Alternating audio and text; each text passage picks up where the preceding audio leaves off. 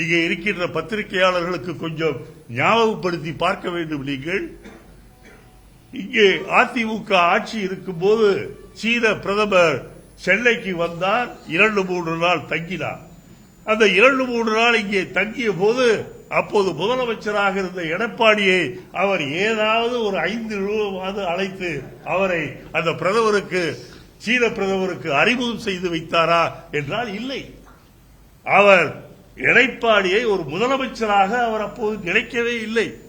பாவம் எடப்பாடியும் இன்னொரு செய்து பார்த்தார்.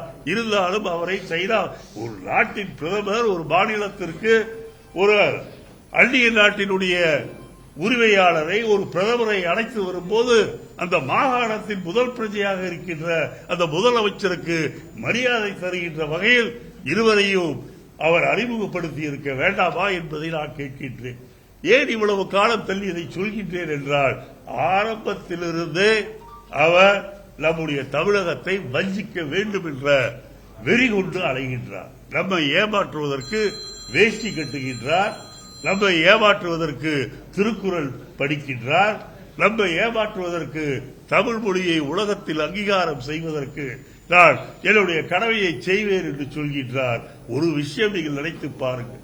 செம்மொழி என்று சொல்லப்பட்ட தமிழ் மொழி வளர்ச்சிக்கு எத்தனை கோடி இறந்து போல சவப்பெட்டிக்குள் போல அந்த சமஸ்கிருத மொழிக்கு எவ்வளவு ரூபாய் தந்திருக்கின்றார்கள் என்பதை நீங்கள் பார்த்தால் அதிலேயே தெரியும் உங்களுக்கு தமிழ் மீது தமிழக மக்கள் மீது எவ்வளவு வாஞ்சையோடு மட்டுமல்ல எவ்வளவு ஒழிக்க வேண்டும் என்ற நிலையிலே இருக்கின்றார்.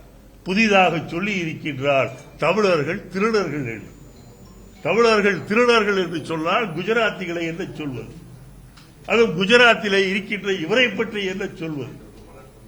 ஆகவே இவ்வளவு கேவலமாக பேசுகின்ற மோடிக்கு தைரியம் எப்படி வந்தது என்று சொன்னால், எப்படியும் நாம் ஜெயித்து விடுவோம், நாம் மீண்டும் இந்த நாட்டை ஆளலாம் என்று நான் அவரை கேட்டுக்கொள்வது, தப்பி தவறி தனிப்பட்ட முறையில் சென்னை வந்தாலும் இனிமேல் தயவு செய்து வேஷ்டி கட்டி கொண்டு வராதீர்கள்.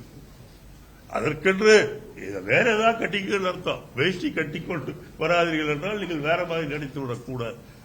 ஆகவே இப்படிப்பட்ட ஒருவரை நாம் பிரதம மந்திரியாக வைத்திருக்கின்றோம்.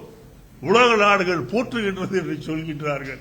இன்றைக்கு ஐநாவிலே இருந்து, கனடாவிலே இருந்து, ஆஸ்திரேலியாவிலே இருந்து இன்றைக்கு அத்தனை பேரும் இந்தியாவிலே ஜனநாயகம் கொல்லப்படுகின்றது.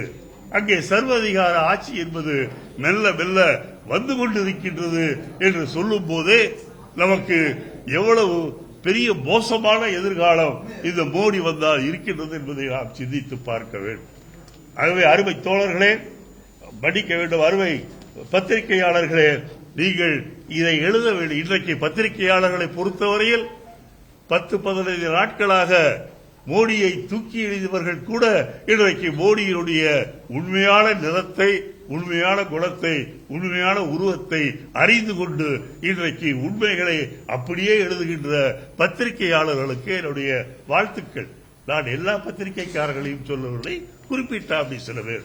ஆகவே இன்றைக்கு நாட்டின் நிலைமையை உணர்ந்து வர இருக்கின்ற தேர்தலில் முடிவுகள் எப்படி இருக்கும் என்பதை முன்கூட்டியே அறிந்து கொண்ட பத்திரிகையாளர்கள் இன்றைக்கு மோடியை பற்றி என்ன எழுத வேண்டுமோ அதை எழுதிக் கொண்டிருக்கின்றார்கள்.